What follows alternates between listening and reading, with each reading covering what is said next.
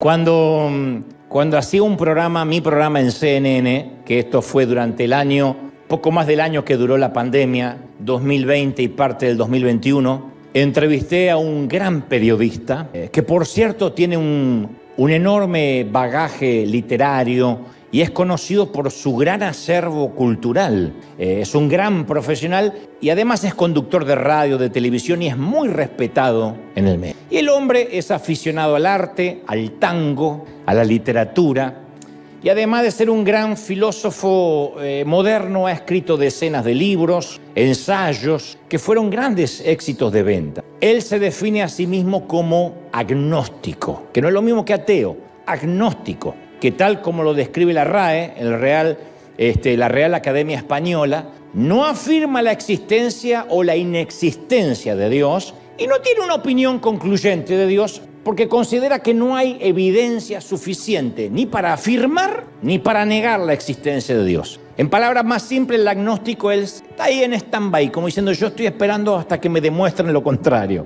Ni cree ni deja de creer. Y desde aquella primera entrevista entablamos una linda amistad y de tanto en tanto, a partir de esa entrevista en CNN, nos volvemos a reunir, pero ya no para el público, sino de manera privada. Nos reunimos vía Zoom, que es la forma más práctica cuando estamos en países diferentes, para hablar acerca de la vida.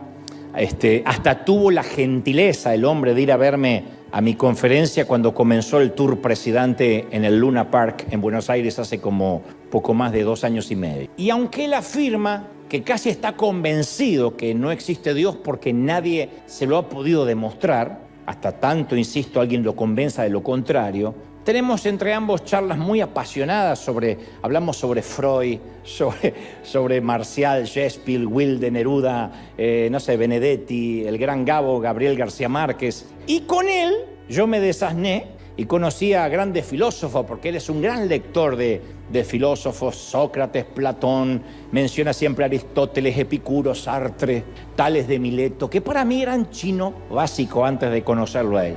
Y también, obviamente, hablamos de mi fe en Jesucristo. Yo lo escucho hablar de sus filósofos y cuando yo puedo meter algún bocadillo, hablo de Jesucristo. Y él con mucho respeto, porque él no le falta el respeto a mis creencias, ni a Dios, ni a Jesucristo, no lo descarta. Y siempre luego de esas pláticas, que por cierto, insisto, son muy profundas, ambos concluimos en cuánto nos falta aprender y que no tenemos todas las respuestas. De hecho, yo le dije, si tú que estudiaste tanto dices que no tiene todas las respuestas que queda para mí, me dices que no, ningún hombre tiene todas las respuestas. Y uno de los halagos que él suele hacerme con frecuencia es, me fascina hablar contigo o con vos, porque no tienes miedo de perder tu rinconcito de la verdad. No estás agazapado en tu verdad absoluta y siempre estás abierto a sostener un debate inteligente. Porque no cortamos la plática viendo quién tuvo más razón. O si yo lo pude convertir al cristianismo o si él me pudo convertir al ateísmo. No estamos en una puja de intelectualidad o de poder. Obviamente, en términos académicos, yo estoy mucho más limitado que mi amigo. Si yo le llego a contar un día que no terminé la escuela secundaria, se termina el Zoom. Pero él destaca mi valentía intelectual, así lo dice, para admitir mi ignorancia en muchas cosas. Él dice, hay que tener mucha valentía intelectual para decir, de esto no sé. Y especialmente proveniendo de un argentino, porque los argentinos sabemos todo. Un taxista argentino sabe lo que pasa en la NASA, siempre. Entonces, cuando este periodista y autor me hace preguntas, tengo que admitir que los cristianos no lo sabemos todo. No sé, le dije, no sé por qué hay niños con leucemia, no sé. O por qué Dios permitió la pandemia, o por qué Dios permite las guerras, o por qué si las suegras son tan buenas Dios no tiene una, no sé.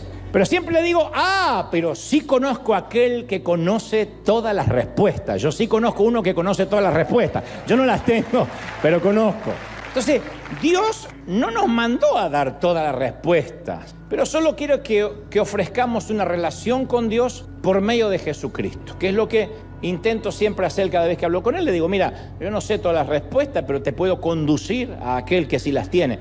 Y esa relación con Jesucristo es la respuesta a todas nuestras preguntas, que algunas las vamos a saber de este lado de la eternidad y otras las vamos a conocer del otro lado del sol. Pero durante años hemos estado ofreciendo lo que no debimos haber ofrecido nunca. ¿Qué es eso? Respuestas que no podemos dar. Y hemos dicho, por ejemplo, si estás enfermo es porque algo habrás hecho, tienes que confesar algo oculto, por eso esa enfermedad no se va. Eso es una respuesta torpe, porque yo he conocido gente muy piadosa, muy temerosa de Dios, que ha luchado o ha bregado con una enfermedad durante toda su vida, o confinado a una silla de ruedas, o en el peor de los casos a un tumor, a la diabetes, sujeto a diálisis, etc. Hemos dicho cosas, si no recibes el milagro es porque te falta orar con más fe, lo cual es otra torpeza, otra falacia, porque cuánta gente ha orado con mucha fe, ha hecho todo lo que se supone que debe hacer y por alguna soberana razón no sana.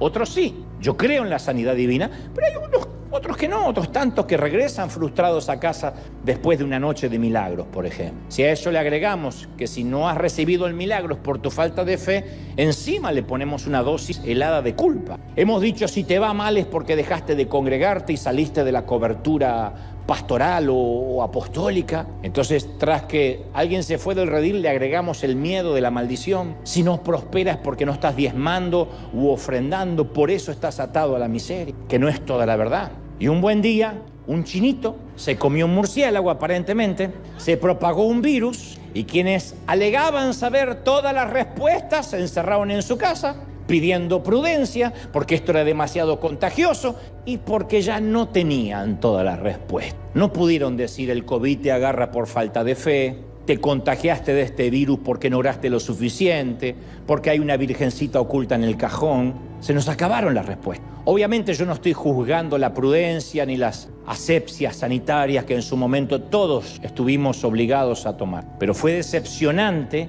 cuando la gente notó que quienes decían tener todas las respuestas, ahora también tenían muchas preguntas y por sobre todo muchísimo miedo. Entonces la gente decía, ¿y dónde están ahora los hacedores de milagros? ¿Dónde están ahora los que proclamaban que Dios hace cualquier milagro? Sí, hubo 2 o 3 reprendiendo el virus del COVID, pero el COVID duró lo que Dios permitió que dure. Y mi académico amigo, que además está muy decepcionado con la religión organizada, y no es un ignorante que le dijeron, que le contó una comadre, es un tipo que estudia, ha estudiado todas las religiones para compararlas. Me dijo una dolorosa frase que devino o que de alguna manera motivó el mensaje de hoy. Él me dijo, yo creería más en Dios si conociera un poco menos a alguno de sus seguidores. Mi problema no es con Dios. Y cuando hablo de sus seguidores, incluyo a todos, la iglesia católica, la iglesia protestante.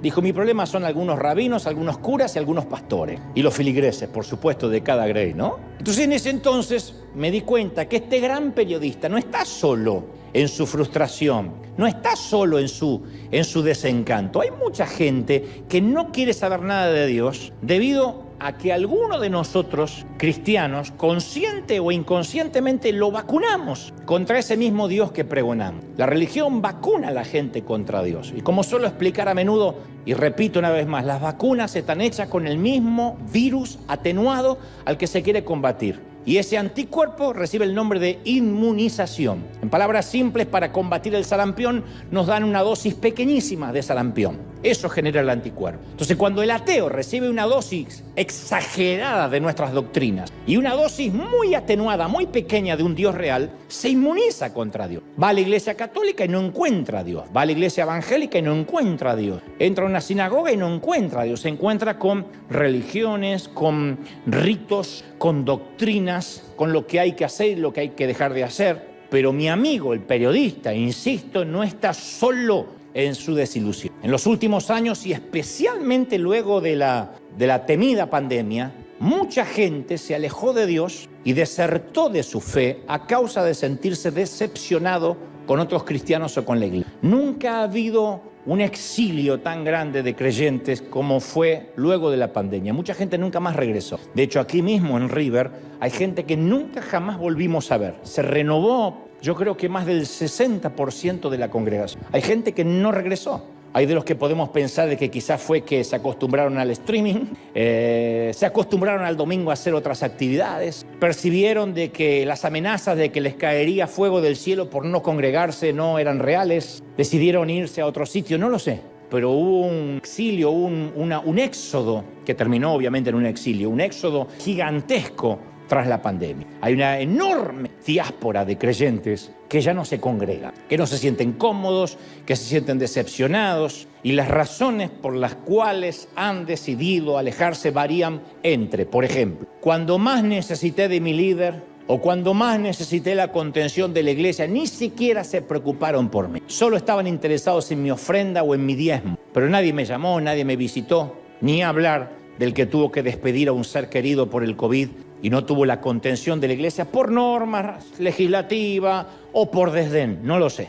Otros dicen, cuando me enteré que mi pastor tuvo problemas morales, o ni siquiera problemas morales, problemas en su matrimonio, yo ya no pude confiar en el Dios que él predica. O cuando me enteré que el pastor tenía problemas de rebeldía con sus hijos, supe que todo era una farsa. Otros dicen, yo crecí en la iglesia, pero después de ver cómo actúan algunos creyentes en las redes sociales, decidí que estoy mejor afuera. Hasta los inconversos son más respetuosos que algunos creyentes. Alguien me escribió hace relativamente poco y me dijo, mi padre nos crió de una manera rígida y nos obligaba a ir a la iglesia y a leer la Biblia todas las mañanas, y un día descubrimos que tenía una doble vida. Así que me fui. Cuando digo una doble vida, no es que se vestía de Batman y salía a combatir el crimen, obviamente, ¿no? Así que me fui de la iglesia, dice esta señorita, porque me di cuenta que todos, incluyendo mi padre, son unos hipócritas. Alguien más dice, yo admiraba a mi líder de jóvenes hasta que salió a la luz que no vivía la vida que él mismo decía que todos debíamos. Entonces la pregunta es, ¿por qué todas estas personas, que a diferencia de mi amigo periodista que se autodefine agnóstico, estas personas que algún día estuvieron comprometidas con Jesús, ahora están tan lejos de Dios, y algunos viéndome o mirándome con cierto recelo, diciendo, bueno, a este flaco más o menos me lo aguanto, pero no creo que alguna vez pise una iglesia? Como tanto, fueron desilusionados, no por Dios, fueron desilusionados por otros creyentes, por otros cristianos. Ahora, convengamos que Pablo le escribe una carta a Tito en el capítulo 2 e implora y dice, entre otras cosas, que los ancianos sean sobrios, que sean serios, prudentes, sanos en la fe, en el amor, en la paciencia. Luego dice,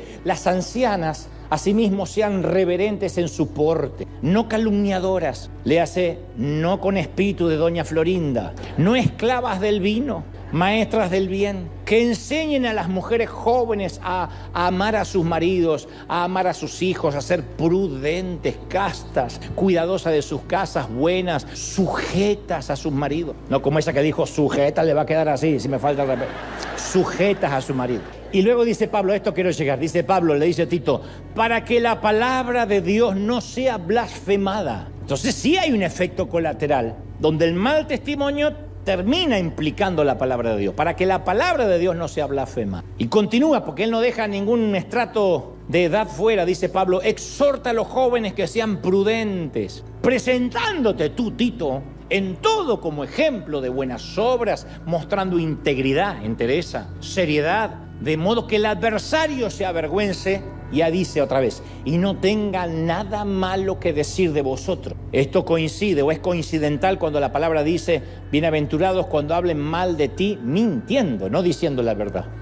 O sea, que el diablo no tenga nada para decir de ti, lo dice Pablo. En otras palabras, a través de los años hemos hecho caso omiso a estos consejos. Y es por esa razón que mucha gente todos los días se aleja más de Dios. Porque nos miran a nosotros y nosotros vamos a ser la única Biblia que algunos lean en toda la vida. Nuestros vecinos, la única Biblia que van a leer es nuestro comportamiento. Si sacamos la basura correctamente, si saludamos.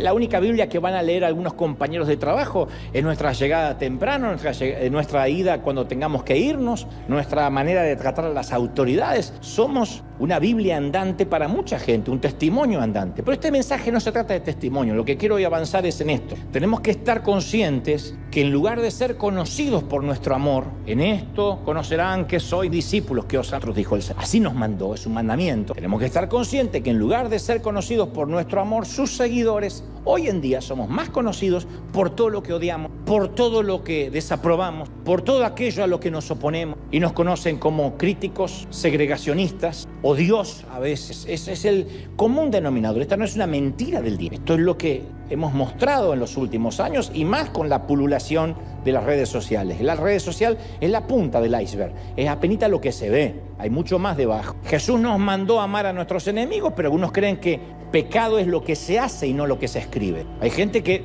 considera que pecado es todo aquello que tiene que ver con lo que hago y no con lo que escribo o digo.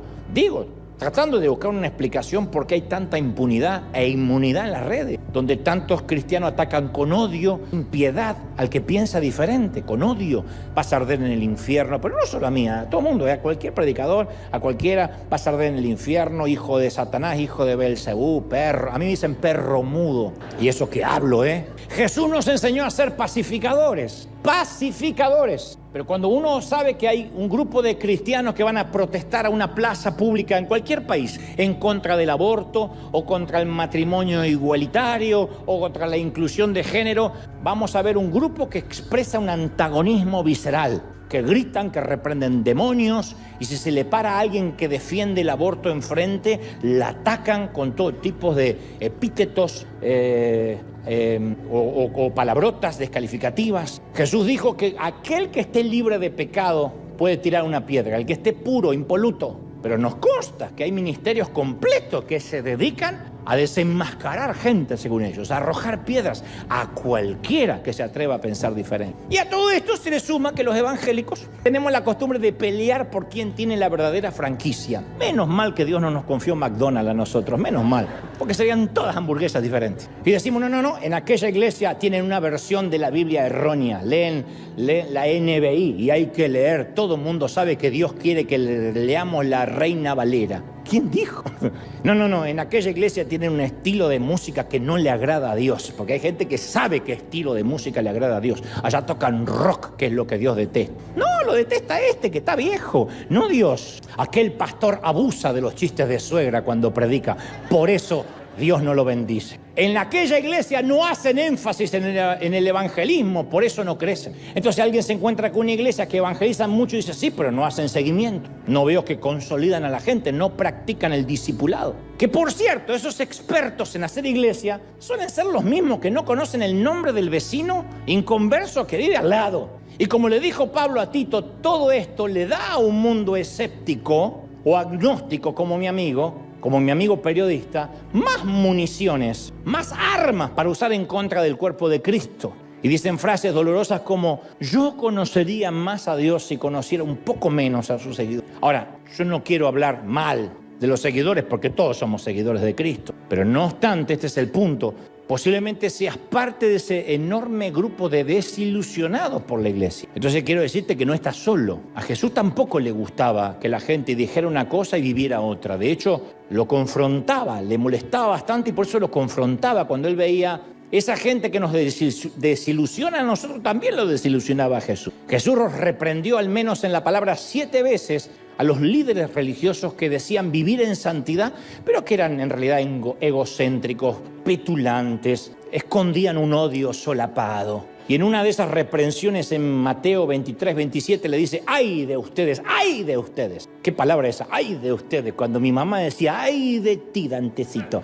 Yo sabía que estaba condenado al escobazo, yo ya sabía. Y Jesús decía, ¡ay de ti! ¡Ay de ustedes! Escribas, fariseos, hipócritas. Hipócritas eran los actores que podían cambiar de máscara en el teatro griego y él usó esa palabra para exponerlos, mostrarle los hilos del espectáculo que estaban montando. Hipócritas que son semejantes a tumbas blanqueadas. Por fuera están luciendo hermosos, por dentro están llenos de huesos, de muertos, pútridos, de líquido cadavérico, de inmundicia. Así ustedes también, que por fuera quieren parecer justos delante de los hombres, por dentro están llenos de hipocresía, están llenos de iniquidad. Así les predicó el Señor. Él sabía que eran pecadores, pero le exasperaba el constante intento de estos tipos de encubrirlo y barnizar el exterior con un exterior falso. Entonces Jesús siempre mostraba una gracia infinita para cualquier pecador que buscaba perdón. Nunca vamos a ver a Jesús enojado con una prostituta, o enojado con un ladrón, con un cobrador de impuestos en aquel momento, o enojado con un pagano, ni con un centurión. Nunca perdía los estribos por muy pecador que fuera el que estaba enfrente de él. Pero tenía tolerancia cero para los hipócritas. A los hipócritas es como algunos ven los argentinos, como el chicle, ni lo escupen ni lo tragan. Y por si alguno queda con alguna duda diciendo, bueno, a lo mejor Jesús tuvo un mal día, les dijo, serpientes, camada de víboras, ¿cómo creen que van a escapar del juicio del infierno? Con razón lo llevaron a la cruz. Entonces, si alguna vez, esto es lo que quiero dejar claro, te sentiste frustrado, decepcionado, asqueado por cristianos que dicen una cosa y viven otra, Jesús entiende completamente tu sentido. Bienvenido a la vida fariseica. Él lo vio y lo asqueó. De hecho, Jesús condenó la hipocresía de manera contundente como no condenó ninguna otra cosa, ningún otro pecado, al menos de esa manera explícita. Y como suelo decir, en cualquier mensaje, a mí no me gusta que nos quedemos solo con el diagnóstico o con la patología, sino que también me gusta avanzar con la terapia. Me gusta que se vayan felices, no que digan, sí, la verdad que somos todos unos hipócritas. Me gusta que se vayan, no felices, pero esperanzados de que hay cura, de que hay sanidad. Entonces, dicho esto, hay 4 puntos que me gustaría que veamos juntos. En primer lugar, por nuestra salud mental, por nuestra salud emocional, tenemos que entender que no todos los que asisten a una iglesia son cristianos. Y esta palabra va para los que están desilusionados con algunos cristianos o desilusionados con algunos líderes. Ni siquiera todos los líderes de iglesia son cristianos. Porque venir a los servicios no nos hace cristianos, ni tener estudios bíblicos, ni bautizarnos, ni adorar, ni predicar nos hace necesariamente cristiano. Así lo describe Tito capítulo 1 versículo 16. Profesan conocer a Dios. Profesas el arte de predicar. Predican conocer a Dios, pero sus hechos lo niegan. Hablan de Dios, pero sus hechos, su vida, los expone. En la parábola de Jesús a las cabras y a las ovejas en Mateo 25:31, vemos que tanto las ovejas como las cabras responden al rey con la misma pregunta. Señor, ¿cuándo te vimos preso, desnudo o hambriento? Pero nota que dicen, Señor. No dicen, ¿y tú quién eres? Le dicen, Señor, ¿cuándo te vimos hambriento, preso, desnudo? Tanto las ovejas como las cabras. ¿Cuál es la diferencia? Las ovejas mostraron evidencia de la obra de Jesús en sus vidas, mientras que las cabras no lo hicieron, pero ambos reconocieron a su Señor. Entonces, en primer lugar, no todos los que nos decepcionan son necesariamente cristianos. Aunque se congregan, aunque lleguen 20 años, hay gente que se bautizó y dejó la lengua afuera. Por eso es chismosa, porque la lengua no se le bautizó. Habría que hacerle un bautismo de lengua, bautizarla en un vaso. Y sí, hay gente que se bautiza y es miserable, mente de ratón en cuanto al dinero. Todo quiere que sea gratis, porque ahora la salvación es gratis, todo es gratis, todo es gratis, porque cobran y porque hay que pagar y porque quieren que le den Biblias gratis, que le den o si es posible, un subsidio de por vida y le paguen el sándwich para que venga a la iglesia. Y es gente que se bautizó todo menos la billetera, es así. Entonces, no todos los que están en la iglesia son necesariamente cristianos. En segundo lugar, en la iglesia abundan, de esto hemos hablado, los niños inmaduros. Son cristianos, el otro grupo, pero hay muchos niños inmaduros. Jesús siempre se acercaba a las personas como estaban en el momento y todavía lo hace. No espera que crezcamos para que a partir de crecer nos convirtamos a Él. Nos acercamos como estamos. Y el escritor de los Hebreos, el capítulo 5, verso 13, afirma, porque todo aquel que toma leche no está acostumbrado a la palabra de justicia, porque es niño. No dice porque es un mundano, porque es niño. Pero el alimento sólido es para los adultos, los cuales tienen la práctica, tienen los sentidos ejercitados para discernir entre el bien y el mal. Esto da la pauta, dice el escritor de los Hebreos, de que hay adultos que no hay que decirle esto se puede, esto no se puede, esto edifica a Dios, esto no edifica a Dios, esto glorifica al cuerpo de Cristo, esto lo deshonra, porque ya son adultos. Y hay niños que hay que decirle todo porque son niños, todavía no tienen el discernimiento. Entonces, aunque la salvación es un evento único, la transformación es un viaje que dura toda la vida. Todos estamos siendo transformados todo el tiempo. El Espíritu Santo puede llegar a nosotros, ¡boom!, de una manera instantánea, pero el cambio se da día tras día con Cristo. Algunos son niños, otros son adolescentes, otros son adultos. Como dice Pablo en 2 de Corintios 3:18, somos cambiados de gloria en gloria en la misma imagen por el Espíritu Santo. De gloria en gloria. Hoy estamos un poquito más cambiados que ayer. Y el domingo que viene ni te digo lo cambiado que vas a estar, porque vas a tener 7 días más de cambio. Es así. Entonces, mientras que algunos están madurando, otros viven también en un estado de anorexia, de raquitismo espiritual. Algunos ni toman leche, toman calostro. Que irónicamente, esos que toman leche, o calostro, que es la primera sustancia que la mamá segrega parecida a la leche para el bebé, esos que más critican, Esos niños son los que más critican, suelen ser los más críticos, los más despiadados.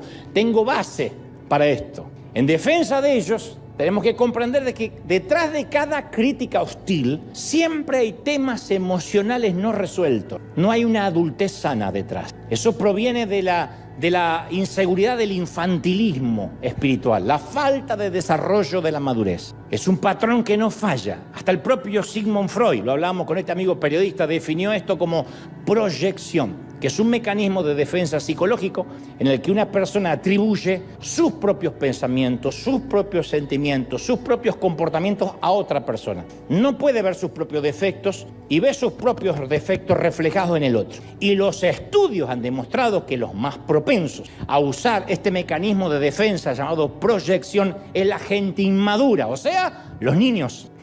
Quienes critican son niños. El que es adulto en Cristo no tiene tiempo para criticar. Ya se dio cuenta de todo lo que le falta cambiar a él, como para andar mirando a otro. ¿Qué es la proyección? Bueno, un esposo se siente atraído por una extraña y entonces irónicamente le hace escenas de celo a su esposa, que pobrecita ni se movió de la cocina. Pero como él se siente atraído a otra persona, proyecta en ella y se pone celoso. O al revés, una mujer puede hacerlo también.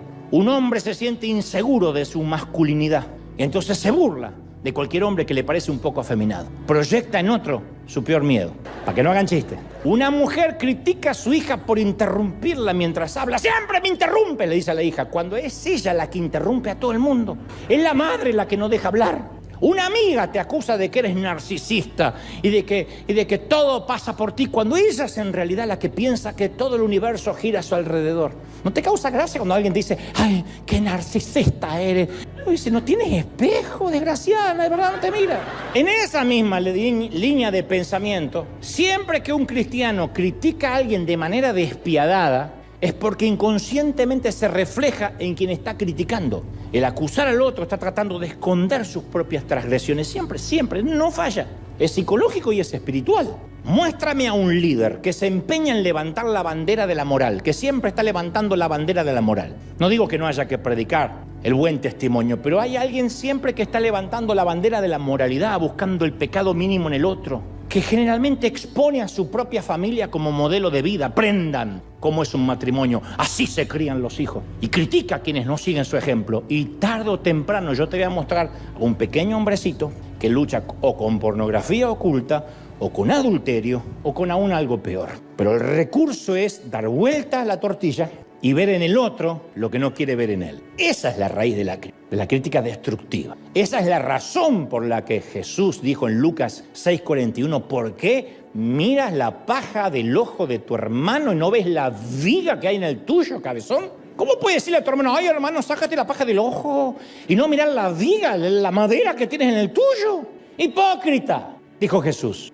Saca primero la viga de tu ojo y entonces vas a ver bien, en todo caso, para sacar la basurita del ojo de tu hermano. Ya Jesús hablaba de proyección mucho antes que Freud, mucho antes que cualquier psicólogo. ¿Cómo vas a mirar la basurita del otro cuando tienes un depósito de basura en el tuyo? Entonces, ninguno de nosotros estamos en condiciones de juzgar a nadie.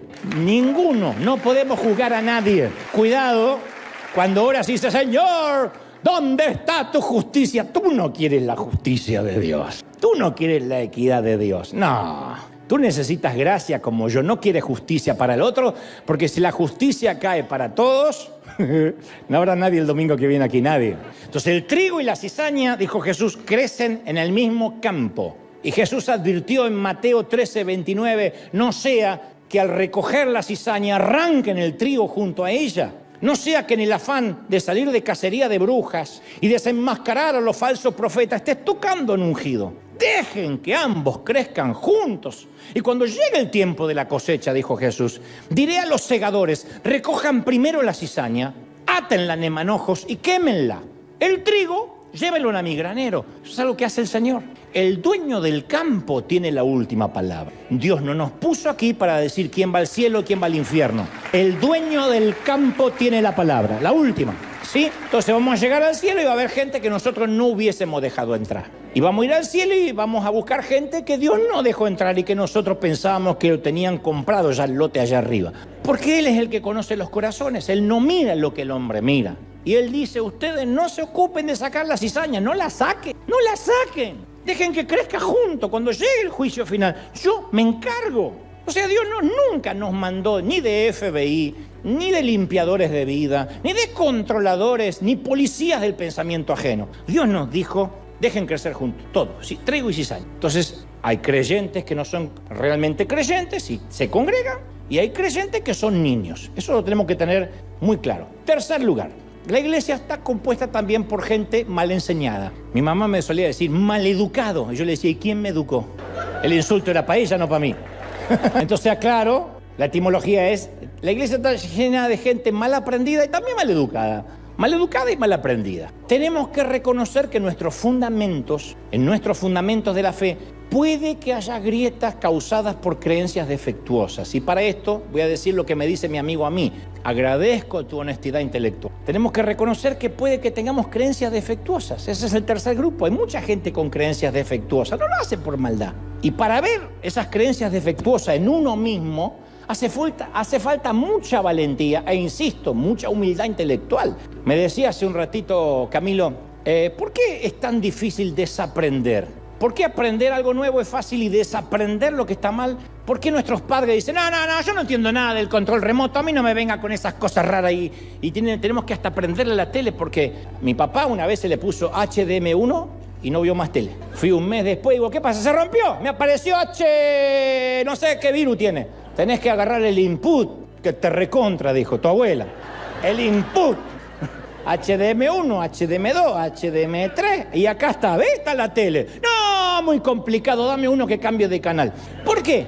Porque para reaprender tiene que matar el orgullo de lo que sabía ya no sirve. Tiene mucho que ver con el ego. Entonces hay que reconocer que no todo lo que nos enseñaron es perfecto. Quizás nuestros primeros pasos en la fe, esto va para los que están desilusionados con la iglesia, quizás nuestros primeros pasos en la fe fueron en una congregación de pensamiento positivo, donde nadie nos entrenó para la vida real. Y al principio eso es lindo, porque uno entra a la iglesia y te dice, reclama las promesas, agárrate una promesa de acá, ahora empodérate, una palabra está gravitando, a bien quien la atrapa y pasen al altar y reciba, empodérense. Al principio siente que entraste en Marvel, te sientes un superhéroe, pero no te entrenaron para la vida real. Y esos fueron tus inicios, así se fundamentó tu fe. Después te chocaste contra la vida real y dijeron, me timaron. O tal vez crecimos en una congregación que se hizo énfasis mucho en lo emocional. Hay gente que sus primeros pasos en Cristo eran las emociones. Sienta la presencia de Dios. ¿Qué pasa que no siente la presencia de Dios? Reciba el fuego. Y hay gente que no se prende.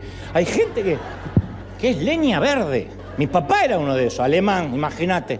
El pastor le decía, reciba. Él ponía el pie así, sin tu abuela me voy a caer. Pues yo no siento nada. Y la gente que va a esas iglesias emocionales, hay algunos que se frustran y otros que no, que les encanta y pasen al altar y sienta la chiripiorca de la unción y emborráchese. Y claro, no está mal, no estoy haciendo un juicio de valores, lo que digo es que no nos enseñaron a madurar en una fe más adulta. Entonces después, durante la semana, nos sentimos ese fuego y entonces nos frustramos y decimos, me timaron, la iglesia, Dios me defraudó. Dios no te defraudó, nos vendieron humo, pero Dios no nos defraudó. Yo en mi caso crecí en una congregación atizada por el miedo. Así que me adoctrinaron que no podía ver televisión porque me iba al infierno, todo me iba al infierno. Jugar cartas no podía, escuchar música secular, bailar, ir al cine, hacerme tatuajes, jugar o mirar fútbol, meterme en la misma piscina que el sexo opuesto. Íbamos de campamento, se metían solo las mujeres, las condenadas tenían el mejor sol, cuando nos metíamos nosotros ya hacía un frío y encima quién sabe si orinaban dentro de nosotros, pero siempre que salían había más agua. No podíamos leer historietas. Yo era fanático de las historietas, me encanta dibujar. No podíamos leer ni el pato. Se predicaba esto, aunque no lo crean. Dios me muestra que alguien oculta un pato Donald debajo de la cama. Y a las mujeres les iba mucho peor, porque a las mujeres se las cosificaba como las mujeres en la iglesia donde yo crecí eran un simple objeto de pecado. No podían usar pantalones, no podían depilarse, maquillarse, cortarse el cabello, usar blusas ajustadas menos. Nada que tentara a los santos hombres de la congregación. Me entregué a Cristo, decía la hermana, aféese a partir de ahora, porque usted puede ser una tentación con patas. Así era. Por la gracia de Dios y por mi honestidad intelectual, llegué a un punto en que yo no podía seguir creyendo lo que siempre había creído. Y comencé a replantearme mi fe ingenua de la infancia. ¿Qué era cierto y qué no lo es? Y esta es la pregunta medular del mensaje hoy. ¿Qué hacemos cuando nos damos cuenta que la fe que construimos no es tan correcta, no es tan sana, ni tan sólida como suponíamos? Yo te voy a decir lo que podemos hacer. Usamos el maravilloso arte de derribar. Demolemos, demolición. ¿Qué haríamos si descubriéramos que nuestra casa tiene algunos problemas? En alguna habitación las maderas están podridas, la cañería está defectuosa, hay una grieta en los cimientos. Y de pronto la casa que nos hacía sentir seguros, que era una extensión de lo que éramos, el hogar, ya no es lo que pensábamos. ¿Y qué hacemos entonces? Demolemos. No toda la casa, pero la parte que hay que demoler para reedificar. Volver a empezar no es fracasar. Volver a empezar no es qué pérdida de tiempo, no. Volver a empezar es concederse una nueva oportunidad de ver a Jesús con ojos nuevos y no a través de la religión. Eso es volver a empezar, ¿sí?